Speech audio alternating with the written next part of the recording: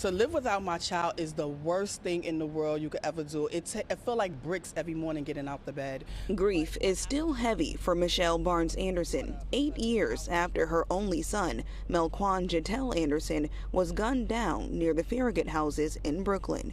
Melquan was murdered at a bus stop in 2017. Today, the pain of his death still lives with his family. That is a day that we will never forget. Not only did I lose my nephew, but I lost a huge part of my sister that I would never be able to get back. Since then, Michelle and her sister, Dr. Senia Barnes, have been committed to breaking the cycle of violence. That's why they're in support of events like the gun buyback, hosted by Brooklyn District Attorney Eric Gonzalez. The event, held at Cornerstone Baptist Church, is part of an ongoing effort to reduce gun violence across the borough.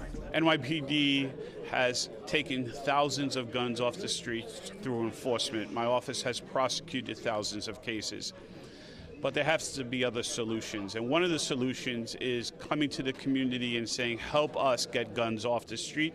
Gonzalez says 195 illegal firearms were turned in anonymously and exchanged for $500. NYPD data shows gun violence is down nearly 23% compared to this time last year.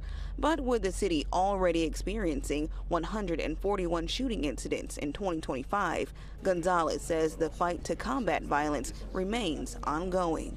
I see the devastation that gun violence brings to families and to communities. I understand how their sense of safety and security has been forever altered and the trauma that they face. So we want to make sure guns are off our streets. As for Michelle and Senia, they continue their fight for safer communities, not only for Melquan, but for every community who's experienced what they have.